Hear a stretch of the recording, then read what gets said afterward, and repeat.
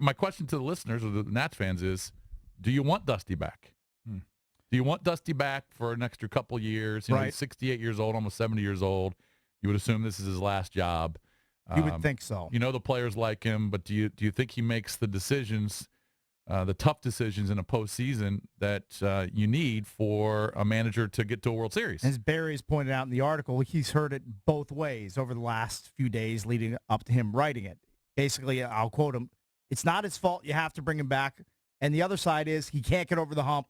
You have to choose somebody else. And when which side are you on? When he says he can't get over the hump, he's talking about the fact that Dusty's 0-10 in elimination games. Right. In the playoffs. Well, not necessarily elimination games when they could wrap up the series. Close out games. Yeah. That's I misworded it. Close out games. That's an alarming number. Let's be honest. 0-10. It is, yes. I mean, I know he's managed a billion games. That grabs your attention. So when you narrow it down to 10, all right, very small sample size, but those are the 10 biggest games he's managed. So, I like Dusty. I question some of the moves and the decisions. We talked about them.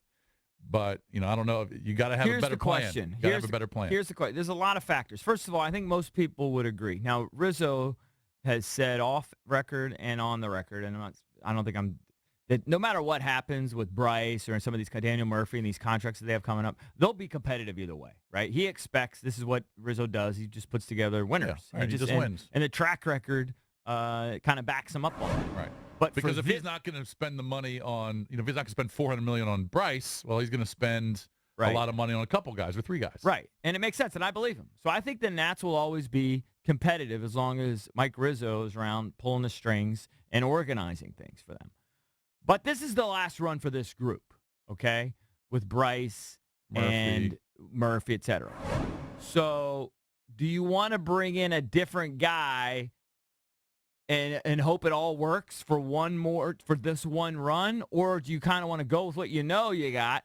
This group kind of works together. I think they work pretty well together. Dusty has a good chemistry with these players. These guys respond to him. Yep. I mean, I know Bryce gave this sort of weird endorsement of him after the last game or going in the last game or so. But I think for the most part, these guys love playing for him. I think you a lot maybe bringing in a different guy, different personality. Of course you do. Absolutely I might give Dusty, and knowing the learners, I might give him like a 2-year deal. With the second year is the team option. And if it doesn't work out, this year, then you just part ways. And he deserves a pay raise. That's probably what they're going to do. I would think, because if you let's say you bring in a John Farrell or somebody else that's out there. I don't know all the different managerial candidates that are out there. The next Bud Black. Mm-hmm. I mean, a guy might be an amazing sabermetrician that's going to come in here and be a magician, but, how's that going to work? How's that going to work in the clubhouse? I don't know.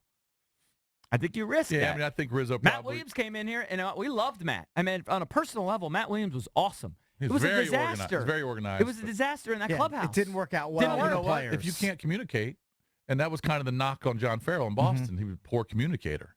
Really good manager. Really works a pitching staff great.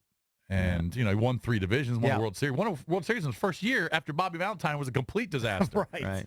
But if you're a poor communicator, that hurts.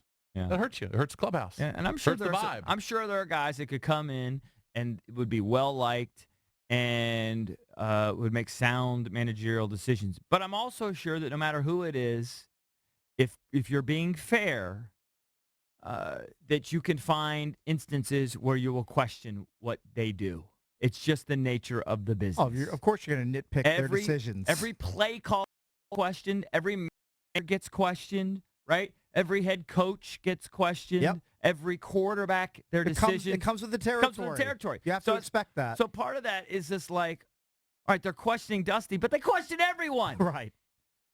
So I don't know. It's hard to get rid of a guy who won 97 and what did he win? 97 and 98, something like that. They won 97 this year. I don't know what they won the whatever year before. They won. I mean, again, are you happy with the decision he makes in the biggest series of the year? And that's the decision that Mike's going to have to make. Yeah. I always just assumed that he would be back. I really did. I would assume he would be back, but you never know. But my thinking has changed a little bit because people were so hard on him in the postseason that maybe that will move Mike to do something different. But I've always assumed he'd be back. All right, 800-636-1067. Your thoughts? All right, let's go to Tom in Bethesda. Tom, what's up? You're on with the Junkies. Well, Tom?